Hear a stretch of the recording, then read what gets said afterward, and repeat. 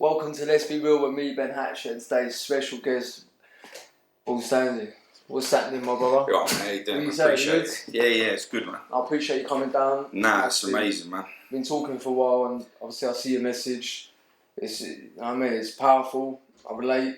Do you know what I mean? For my reasons, and that's why I thought, I'd definitely reach out. And I wanted to make this one happen, so he's come down. Yeah, it's been a hard one. Like, we've had massive response. Like, when we'd started speaking through Instagram, it was good to get a message from you and that lot. But yeah, it's been hard. The whole journey's been hard, but got to get that message out there.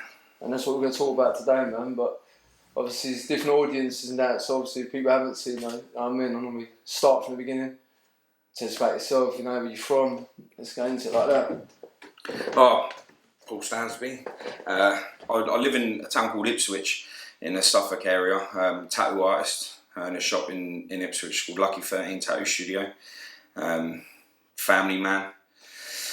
Had a bit of a colourful past. Straightened myself out a lot more now. What about the colourful past? Have you spoken much about the colourful past? Yeah, well, with all of this, with the message that I get out there, I've always tried to keep it about the message, and not so much about me. But when I say colourful, I've been involved with a lot of things. And the strangest thing is, and it can come across a bit hypocritical because, way back when I could have a scrap and that, but I was still a tall man, So before all of this, when you're doing things, you think yourself you're untouchable. There's no one can touch you, and the most powerful man that I knew was my brother, and he was tough. He was a hands man, he would fight with his hands. I was just a little bit more extra, and I never thought of the consequences, and I didn't think that we was touchable. And I think, with what I try and do, getting the message out there to everyone that is on the street or acting in a manner where they feel they're untouchable, they ain't. Some of the baddest people I know might have been shot. Yourself, you can have it, been in jail. Do you know what I mean? It will affect you one way or me. My brother got murdered. So hard lessons for each and every one of us to end up living with. So that's always hard. It's when I've done my podcast and stuff before, when I'm just talking about how it made me feel and my family feel and what I had to deal with after my brother died, was hard because I've always been, the man, I've always been the tougher one out of the lot of us, family-wise and stuff. So to put myself out there in a weaker sense was hard, mate. It was hard, but humbling. That was the most difficult. Real. Mate, I couldn't get it any more real. When I first started, I'd never ever spoke about it. It took me 4 years to open up to myself, and I could only do it on my own in my van. So I went in my van, I just stood up. It was in the lockdown. I stood up, I said, I'll be back in a bit, to the missus. Went out to my van, I just sat in there, and it took me a minute. I put it on record, and I just started flowing. And I went on, and then I had to stop for a bit because I was just like, this is just killing me off, because I'd never, I listen while I speak. And it sounds funny when you say that, but a lot of people just speak and they don't listen to what they're saying. For me, I was doing that, and it was one of the first times I've done it. So it was a bit much, And then after I come off of it, I sent the video to my pal Jamie, and I said, I'm thinking about putting this up, what do you reckon? And the response I got back from it was a bit overwhelming from that, and it was tough, mate. It was tough just getting that first video on. But if I'm trying, is that the one I see? Is that the one I missed? Is that the one on Insta? Yeah, the first one. I saw that. And that's not yeah. So that first one, I started and I just couldn't stop talking, and I was jumping from this to that, and then from that point on, I was going through the segments of what happened after he died, what I had to deal with, funerals, the police inquest, finding the people that killed my brother, it was just insane, mate, absolutely insane. A lot of people that are going out and they pick up a knife, they buy a knife off the internet, they take it from the kitchen, they put it in their trousers for protection. It's mad, mate, because I know for a fact that when they're carrying that knife, they ain't thinking about the damage afterwards. It's not just a case of sticking someone and running off and trying not to get caught. That is deep, mate.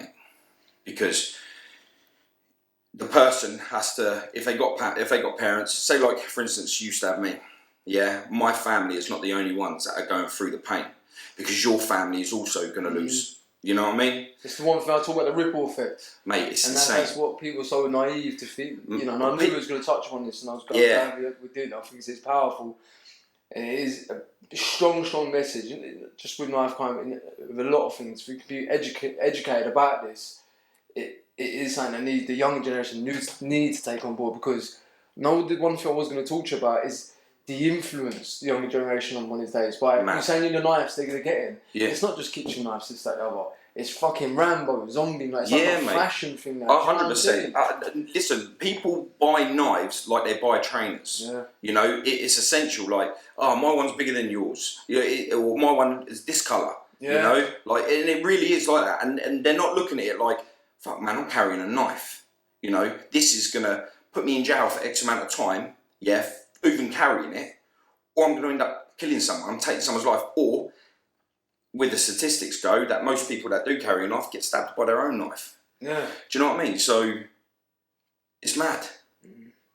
It's mad. And the ripple effect is massive, because, see, when I was growing up, we grew up like quite old school, do you know what I mean? Like, we learned how to fight, we dealt with it, fist. It's just that as time went on, I felt like I was a little bit different to like some of my family. I just went a little bit extra, do you know what I mean? Why do you feel wanted that reputation? Was it, if what you saying, I know you said your brother was you in your shadow? Was you in your brother's shadow at the time? Man, when I was younger, I never had a dad. My dad went about. Do you know what I mean? That was his choice. You know, he just went around. So my brother was my dad. He taught me how to cook, taught me how to do dress, everything. So for me, my brother was the most powerful man. I wanted to be him. You know, and he was about the life. You know, he sold drugs. He was the man. We'd walk through town and he might as well have just left his hand up, you know, because everyone was like saying hello to him. You know? So yeah, it was a massive thing for me to be my brother. But in a sense of the empowerment that he had, it weren't so much the reputation side of it. I just weren't wired right, and he wasn't wired right. But he was more like, he knew where the cut-off point was, where I didn't. Do you know what I mean? So. As time went on, it wasn't I needed to prove myself to be hard. I just weren't going to lose. You understand? So I weren't going to lose, and that was just the way I looked at it. And yes, it did come with a reputation, and I can have a row. Did I enjoy having it? I mean, at the time I would have said yeah. If I look back over it now in my 30s, I'm like, fuck, I'm stupid. I was stupid. And in some of my podcasts before, I turned around and said, look, if I did hurt you or done something wrong to you physically in the past, if you deserved it, you deserved it, but I am sorry. Do you know what I mean? Because I'm not happy that I was that person. I'm not happy that even still in my 30s, stuff that I've done when I was like 15 up, I'm still get branded with that. Even though I'm a different person, I'm still that person to some of the people, you know. And when you try and run a business in a town and stuff, people just remember the bad you. They don't remember the good you or what you're doing now. And again, that rods back to the ripple effect. People that are committing crimes at a young age don't realise how much it can affect them as an adult and what you end up doing. You understand? Like travelling. You get drugs or weapons offences or anything on your thing, you ain't going to Disney. If you end up having kids and you want to take them to Disney, Florida, you ain't going. No. You know what I'm saying? They won't let you in. So what? Because of the way you act in there, and no one educated you on this factor, you can never take your child to Disney World. And they see that on TV and they're like, Dad, why can't we go there? I've got to explain to them it's because I was stupid. You understand? So that's a hard one, man. Telling your kids you can't do something because you were stupid. And that goes back to the ripple effect. And that's what we said, we was talking before the podcast and getting us on there. That's why now, with this message, you're really taking it out there and drilling it into them. Like, we're both, struggling to get into the schools, and now you're going outside the schools. You're going outside the schools. We from when I first started, they look at me and they're just like, come on. You ain't about to make a difference. Mate, the reactions that I'm having from the youths on the street is immense. Like, we are literally, they're coming around us. They're coming to us with all of their problems. Like when some of these kids are carrying knives or they've been threatened with knives, they're phoning us. We go out and we go and talk to them. Do you know what I mean? Try and stop them. Try and direct them a little bit better. You know, we turn up to schools to hand out leaflets, and we really, really do hit it in a town. And the school teacher, we went to this one school. There was a young lad. I'd done a podcast with his mum, and he was murdered. But he went to that school by knife crime, and he went to this school. There was someone else that went to the school, and their parents rang us up and said, "Can you go out there and just raise awareness?" With the kids stopping from taking knives to school. We turned up to the school. The teacher was like, "Get off the land, like the school property." We was like, "No problem." We come off the school property, and they said, "What are you doing here?" It was like, "We're just trying to raise awareness in knife crime." She was like, "This school doesn't have a problem with knife crime." I said, "Didn't you just lose a student last year to knife crime?" And they said, "Yes, and we're very sorry about that." I said, "There's being sorry and there's doing something to stop that from happening again. Surely that made an impact to you." And she just kept saying, "Get off the property or I'll call the police." I said, "You're more than welcome to call the police. You know, I ain't here to argue with you. I'm just here to spread a message." She called the police. Police turned up. They come walking over to us. We were on public property anyway. They come walking over to us and they go, "All right, Paul, how you doing? Can I have one of them?" And the teacher was just like she was like smiling, like, "You're getting nicked now." Do you know what I mean? Yeah. And the police come over and they knew us anyway. They knew me from my past. They come over and they know me from what I'm doing now, you know, with a message. And they come over. I had my little team around us, so I've got all my volunteers there handing out leaflets. So there's about 10 of us, you know, girls, kids, and, you know, guys. And they come over and said, "Can I have one of them leaflets?" And she was just like, "What's going on?" And he shook my hand and he said, "We think what you're doing is amazing. As long as you stay off the school property, we've got no problem with you spreading your message." And then she started going, "Yeah, we think it's amazing what you're doing. You know, we was just shocked that you turned up to the school." And I was like, I established what we were doing from the beginning. And then she was like, we were going to get you into the school. Do you come in and do talks, do you?" We was like, "Yeah." This was like 2 years ago, right? Yeah, still no kind. Still nothing, mate. Still nothing. Oh. And do you know what it is? When we try and target the schools, no one wants to be the first person to admit there is a knife problem within a school because of funding. They don't want to be known that there's knives in schools. See, not many people know that. And I learned this actually I learned this only a few months back. I just thought they'd want people in all that and getting in with the knives. But there's actually a thing with the funding. Yeah. And not many people know that. I'm glad you brought that. No, like they turn around and go, your school's got to hit certain targets, for you to be the higher up it's called something. It's like you have to hit all the targets. You hit all the targets like attendance, correctness in school uniform, making sure it's right. Grades. Grades, all of that lot, and like if you keep the violence down as well, your school goes up another notch. The higher up you are, the more funding you get. You understand? So as soon as you admit that, parents start complaining. There's letters written to the governing boards, and now schools are gone from government to privately owned now. So you've got academies. You got them here. Well, I think you have, So schools are now owned by business people, so they can get like mass grants and everything now. So they ain't interested, mate. Yeah. They're merging schools. Now, you know what it was like. This school would fight that school. Yeah. You know, you'd have a fist fight, you crack on, you see each other in the town, you don't say nothing, you just nod and be like, or you say, like, "See you on the grounds next time," or something, do you know what I mean? Just like that, not like it is now. Not like no. Nah, nothing like it is now. Video, the influence, man, like the social media, the music, that's influencing it now. Massive. Well, you see it right now. There was a big thing.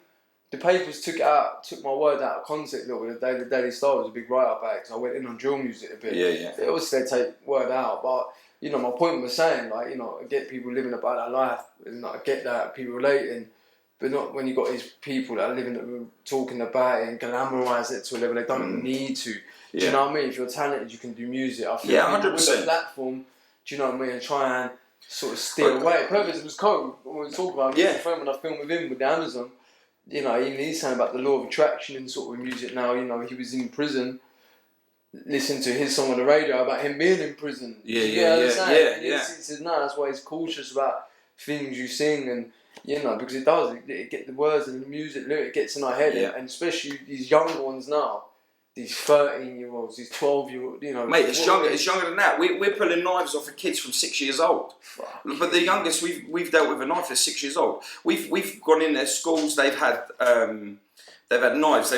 So do you know kids have got them kid credit cards now? What are they called? They're called They're not actually bank cards, they're like credit cards. You put money on it. They like Emery Hoover cards. What? Yeah, like that, they're like that, yeah. Emery Hoover. Go Emery. Emery Hoover. You know I'm getting on, you know what I mean? I'm glad he said Henry, not Hay. I said fucking Emery. Fucking hell. Was it Go Emery? Go Emery. Go Henry. Yeah, we'll go with Henry the Hoover, that's how much for that. So do you know them Henry the Hoover cards? Well, like they've got these knives now, yeah, they're like credit card knives, so they stick behind the card. So if you've got it in your wallet and need to check your wallet, you can't see these. These are like black plastic cards, just a tiny bit smaller than a credit card. You can't see it. You fold it over and it turns into, the blade is like this. The blade is the length of the card and it's sharp, both sides. Taking them into schools. Brushes, you pull a handle off, there's a knife there. Yeah. Belts, you know, the buckle belts. There's the lock knife in one of them. This is all stuff that we took. Yeah, that was never about knives, but the most thing was like, I know, a torch. Yeah. And things like that. Do you know what I mean? Now, like, all these players, it's just mad, isn't it? Yeah. Fucking mad, bro. That's why I rate Farron Paul. You know, shout out to Farron. I know I was live drunk with him. Shout out to you. He does, and that's why I've become more educated through watching Farron through the Instagram. Yeah, we when he posts stuff up on his social media, because we've got a crime page as well, we repost a lot of Farron stuff. So he recognises it as well. He does like some of it. And, did you see what he done with his knives that putting out? I can't believe how many he's getting. And it just shows it just shows that, you know, he travelled for some of them as well, you know. Yeah, Birmingham and that. Yeah. But it shows that the same people you out there doing it. The only way it's gonna work is by people going out there making it work. Cause it ain't gonna come to none of us. It might be easier for now. A lot of people coming to him because of it's absolutely. I'll tell you what. Even dealing with some of the authority side of things, like our governing bodies, like council and stuff like that. We're having meetings with MPs and we had a meeting with a mayor. She was out there, but we've just successfully got 2 amnesty bins put in our town. There's lack of it, mate. Just to be able to get some of these knives off the street. Man, we had... amnesty bin is one of them metal bins where you can just go and put a knife in. It's a secure bin, you can put it in there, it's safe, like you can't get nothing out. And anyone that does put knives in the bin, I respect them, man. That's amazing. That's another knife off the street. And they work. They really, really work. And we've just managed to secure 2 bins. So we've got another two more bins being put, one in the town centre and one at a place that it's one of the estates that's starting to get recognised for knife crime now. But we was talking to the councilwoman. She's like the governing body of that area. Man, she was a posh lady, very out there, like in a posh sort of sense. Now, some of the things that she said, that she just didn't believe that knife crime was a problem. She turned around and said, the words that she said to me, man, I nearly walked off from her. And then she then gave us the funding to be able to get a knife bin done. She said, well, if you think about it, it's just crackheads killing crackheads and no one cares. What? That's what she said. Honestly, I just turned white, mate. Yeah. I turned white and I was like, my brother took crack, you know, like, I'm out here trying to save people because of people like you thinking that way. Yeah. And she goes, well, come on, it's not, you know, it's not people that are wearing suits and where I'm from that's suffering from this problem, is it? It's just, you know, these kids that are killing each other, they're doing each other a favour. And honestly, I swear to you, I could not believe it. I wish I would have recorded the interview. Yeah. And then she'd give us the money for the bid. I never want to speak to her again, mate. No, the way and that's someone in the powers. That's someone in the powers that can make a difference. And if she's thinking from her, or the way that she thinks, ain't nothing's going to change. How can it? Nothing can change. They need to wipe the board and get some fresh meat in there that wants to make a difference. But this is what I'm saying. I want you to pull it up. Wait until later. What you said, actually touched me. I think you're completely wrong. You say you feel like a bit of a hypocrite. Yeah. I don't feel like you are, bro. You're not. Because you've been there, you've done it, you know through it, you know more about it than someone who hasn't, like her. Yeah. Do you know what I mean? That's where the passion that comes from, Paul. Do you know what I mean? You should never say that, bro, when you're doing it. You should never say it for like I get what you're saying. It's just sometimes it's like, you know, when you're message up, now I'm pure, I'm going straight for the jugular. I want to make a difference. I really, really want to make a difference, you know. But because we share that one, Paul. Yeah. You said it as well. It's like me. My life's out there. Do you know what I mean? I've been on both sides with the right crime. You know, do you get what I mean? It's the same, man. Like I've been there. I've done it. I'm about it. Do you know? But we're telling them. It's like I do get it. Cause it's like because one of my sisters was actually the worst for it. Like she used to call me, literally used to call me about it because I'm trying to tell her, like, especially when I was in prison, trying to tell her and that as well. Yeah. You know, so away from that, it leads to this. Yeah, she's like, what do you know? You're in jail. You fucking know and all. You know what I mean? She used to get on my but it was always like that. So that did used to get in my head a little bit. So and again, this is where you say the ripple effect. So because you are bad, they're not going to take your advice because you're in a place where you're telling them not to go. That is sound advice. You're giving sound advice, but they're sitting there saying to you, you can't tell me no different. You've done it. I'm talking to you because I've done it. Yeah. So my words to you is don't do it because it don't feel nice. It's not nice. You know, and you could be at the top of your game with your reputation. Like, be at the top. You could be the most feared, the most thing. Mate, you could be saying hello to 500 people in the space of one road, yeah? When you're home, you're alone. You're a lonely person. Because what you filled up with reputation and what you filled up with, you know, being feared and all your attention, everything's gone into being a horrible person. Because that's what it is. You're a horrible person if you're hurting people for fun, for yourself. You're alone, man. You've took the ability to be able to care, to be able to get people to care for you, because as soon as you show weakness to yourself, you feel weak. So you've got to be horrible to be back where you are, and that's not a nice feeling. That's the reality of it, though. It is, and it ain't until you're either sitting in a cell or you are alone on your own that you got to start realising. For me, it was when I lost my brother. I didn't care for nothing, mate. No one. I didn't care for anything. It was me, and that was it. And I say, and I stand by it now, I didn't know what love was. Yeah, until my brother died. Yeah, man. Like really, I've never missed anyone. You know, don't get me wrong, I've had people die before, like, you know, in family and stuff, and you know, I miss them. But when my brother died, wow, that tore me to pieces, tore me to bits, mate. And I'm sure that when these people, they carried the knife out that day, they didn't think that either they were going to kill someone or they were going to make someone else feel that way. You understand? Because what they done to me, I just wanted revenge. And that was a hard one. Because I've got family in that, you know. But for 7 days, man, for 7 days, I went on a warpath, bro. People were going to get it. Tell me about the 7 days, bro. Do you know what it is, man? I got a phone call. I was about 10:30 at night. I was in a petrol station. And I pick up my phone. I'm literally just about to pay for my petrol. I pick up the phone. My mum was on the phone, and just noise, mate. Noise I ain't never heard before. Just screaming. They got him. They got him. I'm on the phone. I'm like, what are you going on about? I got the guy on the other side of the counter. Put down your phone. You're in a petrol station. I'm like, hold on a minute. He said, put down your phone. I'm like, Mum, what's going on? And she's like, he's dead. He's dead. And I was like, who's dead? And they went, Dean, they've got him. I didn't even know what to say. How do you know? How do you know for sure? The police are here. What? The police are here. He's dead. So what happened? He got stabbed. I was like, what? The guy was like, put down. I nearly just walked out, mate. Didn't pay nothing. But I thought, I ain't going to be able to get to my mum. So he called the old bill. I'm going to get nicked. So I just threw a load of money at him and left. Going across the petrol station on my phone, I said, I'm on my way. Man. That journey from the petrol station to my mum's was about 15 minutes. I was driving now, man, and I couldn't believe it. It just weren't sitting. I screamed so much, yeah, because I knew it was real. I knew it was real. Yeah. And I screamed so much, I almost passed out. I was like driving down the motorway, screaming like, ah, you know, like really, really like, just I couldn't believe it. And I nearly passed out whilst I was driving.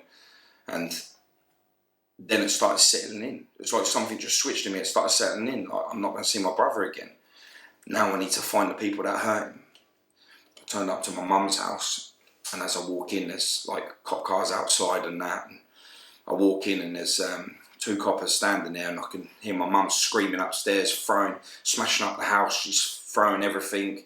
Not my baby, not my baby. But it was just, I can't explain the noise. I can't explain it, man. My sisters are crying.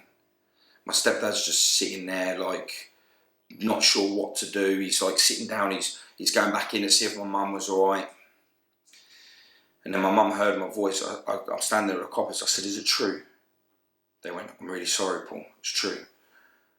Instant, "Where are they? Who was it?" They go, "We don't know." I said, "I'll find out." My mum come downstairs. I'll give her a kiss and a cuddle. I said, "I'll get them." Then I left. Didn't come back for 7 days, mate. I literally didn't sleep. I left. The clothes that I was wearing, I had on for 7 days. Didn't stop. I went on a rampage, mate. Kicked in everyone's door. Grabbed hold of every junkie, crackhead there was on the street, trying to figure out where the hell it was. It was hard work, mate. Because I was about like, I go out and have a row and stuff, do you know what I mean? But I wasn't about the drug life. I wasn't about the heroin, the crack. I don't know where the dens are, you know. I know where they stand and they sell. I know, you know, what they look like. I know all this, but I went about that life. I went a taker. I went a user. So I didn't know. So I grab one, I find out where that person's house is. I then go to that house, and then I'm at another house, and then I start getting messages from people. I'm giving my number out, my private number. I'm giving my number out to all these junkies. I'm now on all of the drug phones and that lot whilst they're trying to. I'm getting messages come through.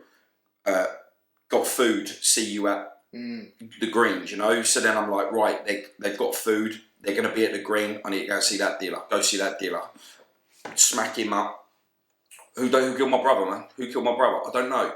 Smack him up some more. Who killed my brother? Said, just take it. I said, I don't want to take your stuff. I'm not here to rob you. I'm just here to find out information, you know. And this went on for 7 days. 7 days.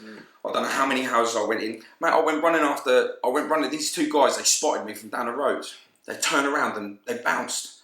Man, I ran after them so fast. Yeah, I nearly fell over myself, you know. I was just so angry. I thought, these are the ones, because they ran. They saw me and ran. These know. I had to get them. They've ran. They've gone in this house that they'd taken over. It weren't a cuckoo or nothing. It was just they were just flatting out. They nicked the house. You know what I mean? What do you call it? Squatters. Yeah, they're squatting in this house. And as they've gone in through the back gate, I'm literally right behind them. They've got in and they've just closed this patio door. And they're standing behind the door like, what? Yeah, because they thought, I just ran straight through the glass, man. I ran straight through the glass. I ran straight through the glass and I hit the guy. He went flying. The other guy was like, what the fuck? And he ran out the front door. Didn't know where he went. But the other guy, I got him. What'd you run for? I said, I know who you are. I know what you're doing. I was like, what do you know about my brother? He goes, nothing. He goes, he just ran because he knew that I was on a mission and he didn't want to be got. So I ran through someone's patio window to get him, and it wasn't even them. So I'm not thinking straight, do you know what I mean? And it got dangerous. And I thought to myself, and bearing in mind, I've got the police on my case as well. Where you at, Paul? What are you doing? We heard you've been here, we've heard you've been there, you've been active. Yeah, because they must have been named, all the junkies, and they must have been throwing their names left, right and centre. Well, mate, they were sending me on a goose chase, mate. Because you got to think about it, yeah? If you're a crackhead and you've got a drug debt, but there's someone out there that's willing to take somebody out, they're going to give them their name. I've got to pay them today.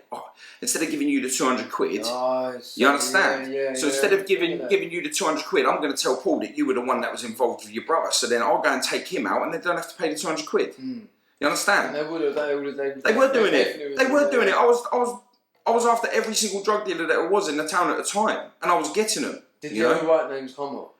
Yeah, they come up, man. They come up. But the problem was, two of them outed to London. And I didn't know whereabouts they were. That was off my grid. I didn't have a clue where. If I did, I would have gone there. And two of them were known names in my hometown. And one of them just ghosted. He was under the radar. But someone caught up with him, and he ended up getting stabbed twice. You know, name went out there that it might have been allegedly me, but you know, that's allegedly. You know what I'm saying? But he ended up surviving that, and he got nicked. So he was then off the street, so he was out of reach for me to be able to even talk to him. Brother, you wouldn't even believe the second one. The other one, I found out where he lived. I went up to his flat, and it was like a 2-story flat, so you had a flat downstairs, stairs that went up the side to the next one, yeah? There was a little driveway down the side with a white van in it. So I've gone up to the geezer's house, I've booted his door in, and I've gone in the house. Obviously, I've gone in to get him. and there's no one in there. Don't look like anyone's been in there for a while. I've come downstairs. I'm standing in the driveway, white van there. I'm looking in the window, but I'm looking at my reflection, yeah, to see if anyone was coming from behind me. You know when you're using like your peripherals. Yeah. So I was using my peripherals. I was on the phone. I said, you told me you was gonna fucking be here. Like, where is he? I'm not happy. I'm gonna come and find out. And they go, nah, he's definitely there. He's definitely there. So I leaned on his van. I was like, don't lie to me. I said, I want you here in 10 minutes because I can't get there. I'm not about. Like, he's out of town. So I was like, all right, I'll meet you later. He's like, yeah. I'm leaning on the van. I'm on the phone, screaming and shouting. I found out later on when we were in court, he was in the van. Fucking hell. He moved from the house and he lived in the van because he heard that I was coming. I was going around the houses. So he shifted into the van. He was in the van. He was in the van, mate. He definitely heard me. Everyone heard me. I was like, where the fuck is he? Do you know, like, heard me. And he was in the van. The whole time he was within reach. He ended up getting picked up by the old bill as well. So I didn't even get a chance to get any of them. That was hard. Now I see that was for the best. Yeah. You understand? Because that's what I was going to ask now, but that's how you should. Now I see the bigger picture. Like, you imagine someone taking your all. Just like that. Like, nothing. Just took your all. That's hard to deal with in a split second. You can't think logically that way. You can't think logically. I thought nothing. And me, I'm a violent man. Per se, before. I'm a violent person known as. Now I'm a lot more chilled, you know, like, I'm a lot more humble now. I appreciate the things I've got now. But before, I was just raging, man. All the time I was raging, just nuts. I needed to get my questions across were all physical, you know. And to feel like that on a daily, it's horrible, man. Horrible. How have you dealt with it? How? Do you know what it is? Like, having my kids in that lot has helped me massively. But the big turning point, like, don't get me wrong, if someone was to try now, I'd still go at it, you know, because I've got to protect myself.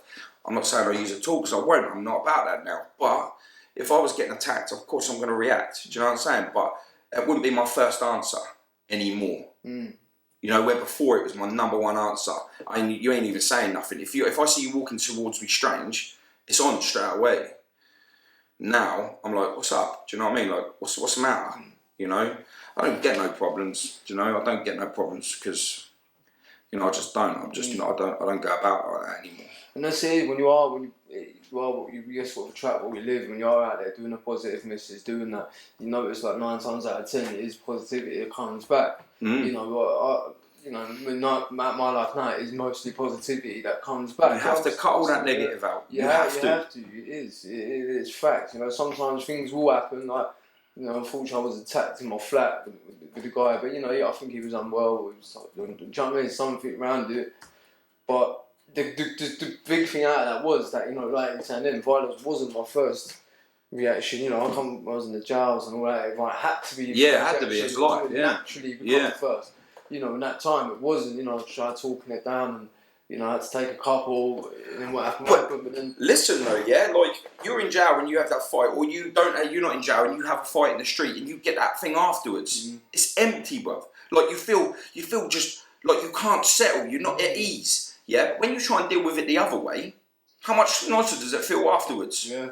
You feel like you've done a change. I do. I feel better about myself if I can talk my way through it than I is to answer it. I hate myself afterwards. You know what I mean? But when I go for the positive and I try and do it a different way, it feels good because it ain't me or it wasn't me, but it is now. You understand? Yeah. It's managing karma. You know what I'm saying? It's like, it's how you put in, and what you put in, you get out. You know, so if you're going to be negative all the time, what do you think is going to happen back? 100%. We are what we attract. That's it. The thought to mind is powerful. You know, so that's why, again, going back to the music and this, that, the other, it's like, they're like canvases, and they're like putting this paint, or they're like a petrol tank, and what they're filling up with their brains. You know what I mean? Listen to this, knife this, knife that. What they're filling their head up with is their thoughts, and that becomes their thoughts, and that's what they're attracting. Do you get what I'm saying? That's why I had a pop at the drums. That's why, because, and I still will. You know, I still stand behind it. You know, regardless what people say or come back at me, whatever. But I stand behind that. I just feel like when you do have these platforms, I get it, the music, the commercial But I just feel like where do you draw the line with glamorising and influencing? Do you get what I'm saying? We have this sort of platform. How can you use it to guide in a more positive way? Do you get what I'm saying? Am I making Yeah, no, sense? 100%. Because, for instance, my nephew, he's a young lad. He's like, you know, he's like 10, coming up 11. He ain't about the life at all, nothing. But on his social media, on his Snapchat and that, like he's there like this, and he's hand down his trousers, and he's giving it all the pose, and like he's about it. He's got that aggressive music on in the background. It's like, man, see you on street, you're gonna, you know what I mean? You're gonna get poked. Yeah. He's got all that on in the background. You're gonna speak to him, and he's like, "Are you alright, mate? How you doing?" He's like, "Not about it." And I say to him, "What are you doing, man? You're embarrassing yourself, man. Like, what are you doing?" And I try and teach him. Now he's like changing it up a little bit, but I think he felt like he needed to do it to fit in. Yeah. And the problem is, he's fitting into something that he's not going to like, because when you're fitting into a negative environment and you're putting yourself in there willingly, it's jail or death. You're lining yourself up and for the perfect pot black. 100%. And that's what it's like, all or I nothing. told the kids as well. Like, you know, like if you're going to end their life, then I say to them, I believe, like, I'm very good reading people, this, that, the other. I come from that my whole fucking life. And I tell them, I just think you're vulnerable for it. I don't think you've got the heart for it. And they get offended. It's what I'm saying about lonely, Like, I see you talking to them kids in that, was it in the gym that time? Them two kids, I see you talking to them, and I see that you had the passion. And, like, you know, these kids, they're listening, but they ain't listening. You understand? And you've been there, you've been jail, what you've done it all. You were on a life sentence. Yeah. You're lucky to be out doing this now. I'm happy to meet you. And that's because you put the graft in to be better, a better person. Look what happened. You become negative, you stay in jail for the rest of your life. You started becoming a better person. You're here today doing this, helping me spread my message, saving lives, putting your message out there, saving lives. You understand? So it's right. If anyone takes anything from our podcast today, it's you put in what you get out. You put in that positivity, it's going to happen. Like I say, man, no story's truer than yours. Life in prison to being out here today because you spent five years on it, you're saying?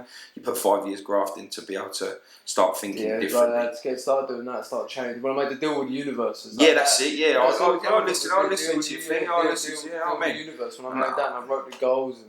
And that's why, with me, I really try, with the young one, I really try and promote that law of attraction. Yeah. Because it worked for me. Yeah. It ain't going to work for everyone, isn't it? People ain't going to see it. But I believe it, and it worked for me. So that's what I try and promote. Do you get what I mean? That's what I try and promote. So I think if it can change me, and I want these kids to go out and do something real and build life. Like the system can be so against us, suppressive. Man. Do you get what I mean? I hate it. I'll tell you what though, man. My daughter's 14 years old. We're in a 6 week holiday. I'm trying to teach her money at the minute.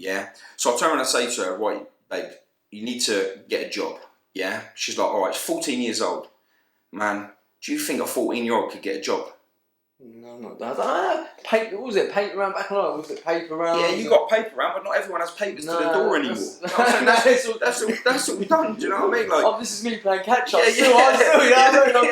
You're still from when you went before you went to jail. Yeah, same old things, isn't it? Yeah, it's like milkman and stuff. You can't leave money on the doorstep anymore like you used to. You know, you can't get paper round. It's not smart. And if there is a paper round going, there's a waiting list. Yeah. You know, 14 years old and you ain't getting. It was hard for her to get a job.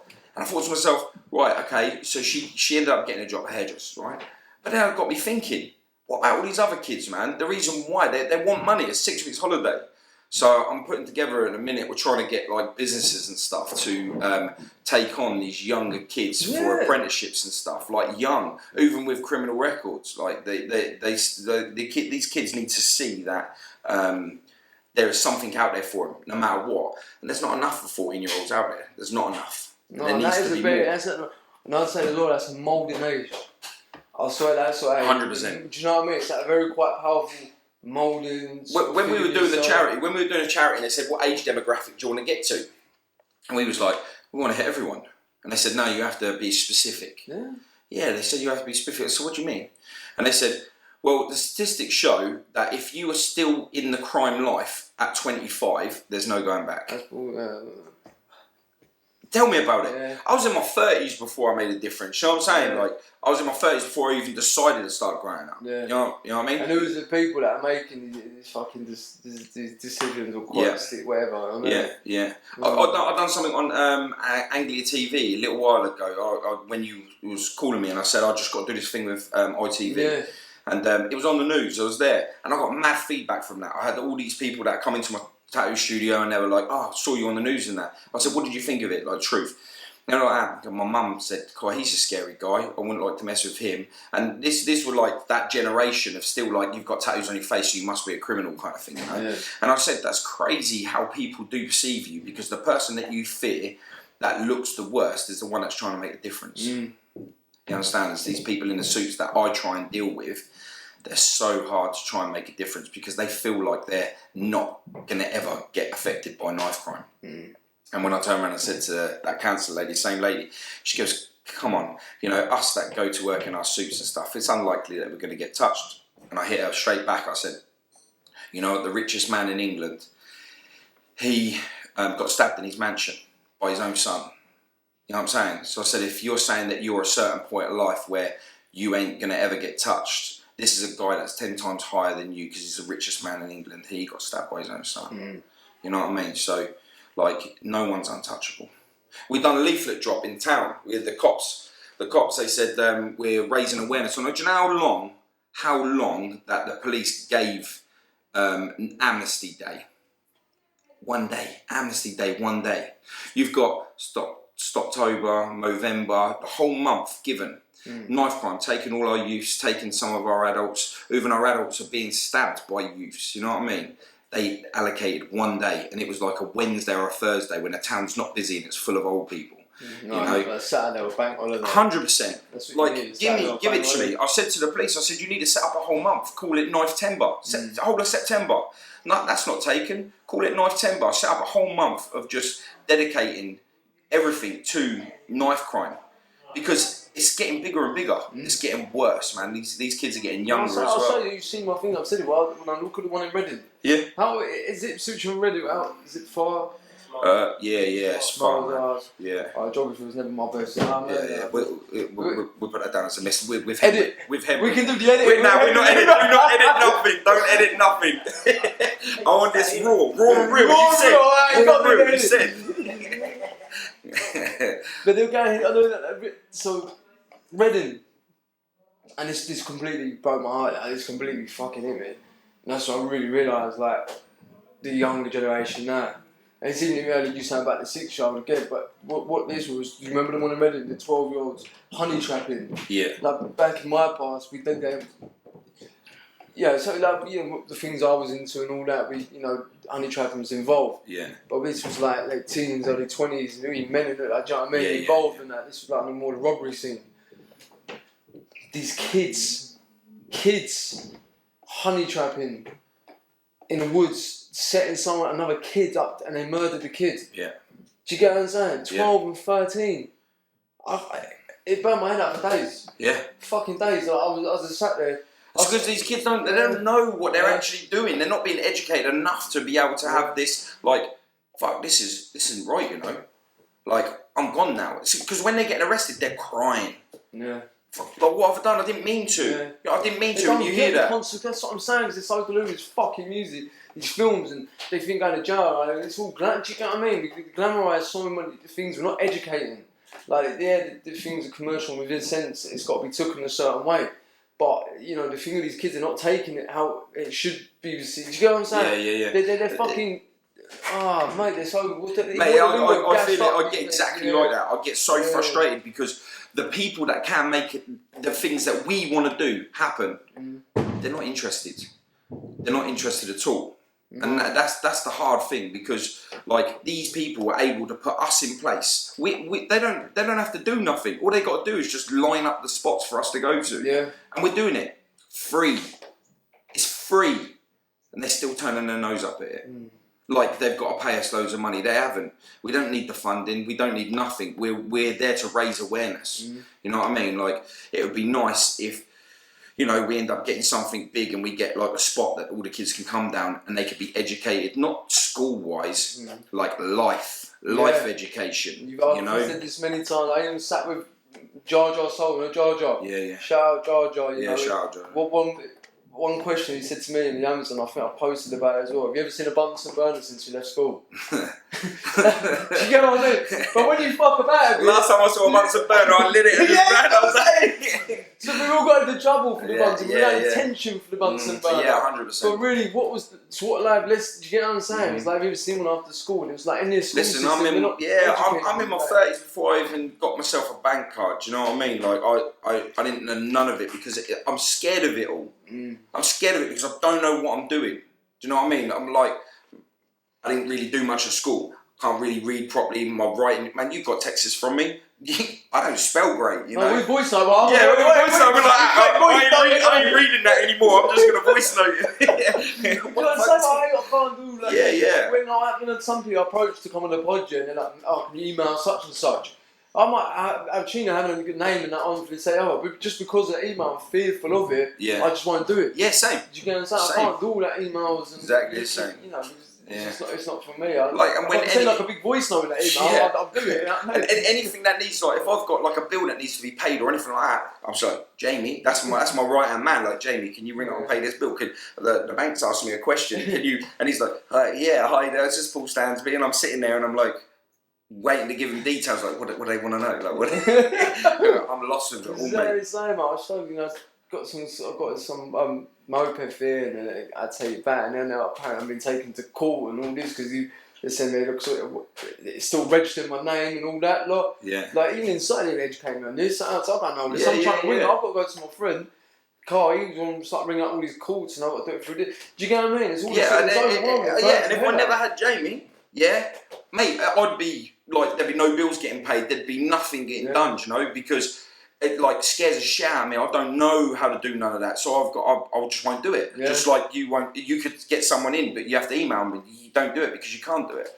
You know, so you end up losing out on that, and that's the fear of it all. Like, I've managed because I've had other people to help me, but I want to be able to put a place together where they don't have to rely on anyone else. They got it. They got it. Do you know what I mean? That teaching ability to be able to make them not fear life. You know what I mean? I'm not talking prison, I'm just talking your day to day, you know? And it's because of that fear, a lot of these kids are just skipping school and just joining gangs and everything in, like you said about the music.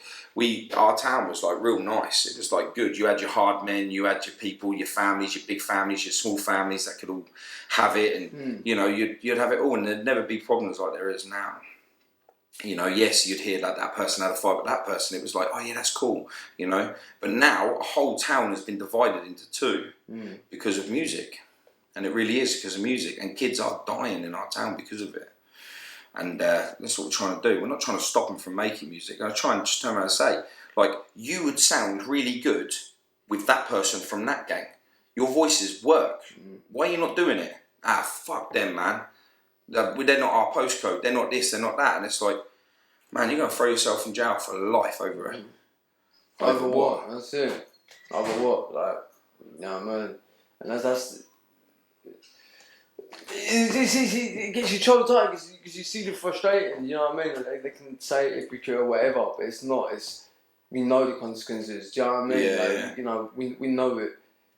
They're young and they're being moulded to the bullshit and they're not seeing it, and that's what I think the most frustrating thing about it, and that's why the schools and, you know, I'm in the same problem now. Like, I want to set my own company up where I can actually give me the way to try and target the schools and how I want to do it. Do you get what I'm sort of saying? It is so difficult, like literally it is so fucking difficult, and it's like you're saying, it ain't even about it. It's got fuck all to do with finances. It's just I need the opportunity, I need the slots. The message that you've got to give is free. Yeah, that's what I'm saying. And you're giving up. Like, there's one thing that we can never get back, right? And that's time. Yeah, you're willing to give that up to save other people. Why is people stepping on that? Why are they trying to stop that? Because they haven't got to do nothing. Just line it up. Yeah. Line it up. You're the one that's giving the time that you can never get back to try and save their generations. Like, the people that you can save, just by going to speak to them, giving them a time of day, listening to them, could stop one of them kids from accidentally killing someone they know. where if they would have just made that move. But they think that it's never going to happen to them. And that's what we're hitting. A wall that's so big and so thick, we can't knock it down. Because suits think they're never going to get touched. So what's the point? And if trackies want to go around and kill themselves, let them. That's what we're facing. That's what we're facing, because they don't understand. Like, they could be, I don't know, KFC or something, and go and get food, and it kick off, and then your mum or your nan get knocked down, and the person falls on them, and when the other person goes in to stab him, he's on the floor, and they miss him and get your mum or your nan or your dad or your sister or your brother underneath them, and then run off. The guy's got up and he's like, you turn around, there's a woman on the floor, he's running off too, and no one's saving. And for what? You're sitting at home waiting for your parents to bring home your food, but they have accidentally been killed because they thought that they'll never be touched. And this is the message you're trying to get out there. It's mental. It's mental that the obstacles you get on just trying to make a difference. Not interested. It's crazy. So what is the future now, Paul? The future is to carry on pushing the message. I'm never going to give up on that, because the whole thing behind it all was legacy of my brother. Do you know what I mean? It's just to make sure. And do you know what it is? The pain is so real with, losing someone that way, that I don't want another mum crying. I don't want a dad to be going off the rails himself. I don't want people to feel torn up like I have been, because I'm a strong person, but that fucked me, man, badly, and I don't want anyone else to feel this way. And if I can keep pushing my message and give time to people that are not interested, I'm still going to keep going. Because the bigger outcome of it all is, positivity, and that's what I'm going to carry on pushing. One day I'd like to open a centre. That's in the future. Do you know what I mean? We're still on a long way from that. But we've got a knife crime event happening on Sunday. My mum's even shaving her hair off for the charity. She's raised money, she's raising money, and all that money gets put into the charity. And hopefully, we carry on doing more events. Eventually it'll build up, and we'll be on our way to opening a life centre for the kids. That'd be amazing. It will be. It would be absolutely, and I think it will make a difference. It will. There's no thing. Yeah, but it will. Yeah, 100%. It'll make a difference. But you've got so we tried to ask the council. Yeah, we was like, surely you got an empty building. You've got these empty buildings all around town and that lot. Like, we're set up in there, and then when that building gets took over, we're moved to the next place. But it's got to be within the town area. They're like, no, we haven't got anywhere empty.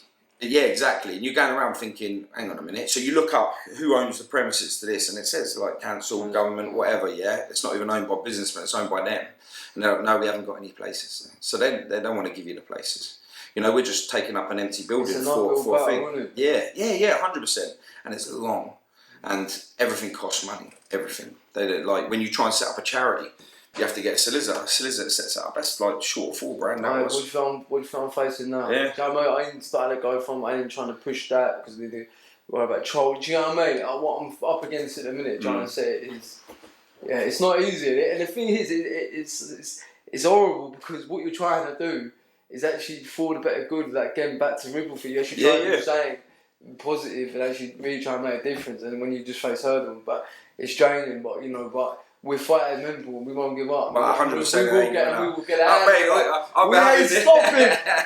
I've been having meetings and meetings, man. There's councillors, there's town councillors, there's city councillors, there's police there, they're all there. And I'm sitting there, every time they say something to me, I throw an answer back in their face. And they're like, the last meeting we had, it was the MP was there, some of the governing bodies were there, the policeman was there, and he was trying to say something. And I've got a crime page that I set up, just raising awareness of the amount that's going on. And he's like, yeah, well, we do put it on. We do raise the awareness on the police page. I said, what roadman do you know that's got the app to say, oh, I'm just going to check what's going on the police page right now, whilst I'm next to my other brethrens and just yo, look at it. What you got feds on there for, man? Do you know what I mean? It ain't going to happen. Ain't going to happen. But if you're on Instagram, I'm trying to say to the copper, forward me everything you post on there to raise the awareness. Forward it to me in an email. Jamie, obviously not me, but Jamie will put it up on our socials. Yeah, and he will get it done, and it's there. So the people that you sit there and say you're trying to target, you ain't reaching, because they ain't going on no Fed page. 100%. Yeah, So I put it on my page. They're coming on mine. They can follow me on Instagram on like our crime page. If you lift that up, you'll go, yeah, bro, look at this. You're gonna look. Yeah. Because it ain't got nothing to do with the police. You understand? So we're raising awareness together. Like, why you not? So then you say something else, say something else, say something else. I said, listen. I said, if you're gonna tell me stuff and you ain't gonna follow through with it, you might as well leave. You might as well leave because it ain't helping. And he goes. He turns around and goes, Paul, he goes, I'm not going to lie, I need therapy after speaking to you. I need therapy after speaking to you. They're passionate by it. Mate, that's exactly what it is. They don't see it. They don't see it. They haven't got that passion. You know what I mean? I agree with you. They don't have the passion, but I'm driving from a source of pain. Yeah. You know, I'm driving, and you're driving from a source of from what you've been to what you are now. So you've got that drive too. So you'll get it. I'll get it. You know what I mean? But these people that ain't about all of that, they ain't gonna get it, and it's just a day in work. Oh, there's another problem here. Hey, I'll set you up with a meeting. I'll get back to you. Months and months ago. Yo, what happened to that meeting? They go, oh yeah, I'm just waiting for an answer back. A thing. Another couple of months ago. Next thing, half a year's gone. They've managed to dodge you for like half a year, and you're just like, you ain't gonna do anything, are you? And like, nah, not really. You know, there's nothing we can do. You know, the police have got it all under control. I said, I work alongside the police. What do you mean they got it under control? Because I'm going out with the police to go and talk to these kids and stuff, so I know that the police ain't got it under control. What now?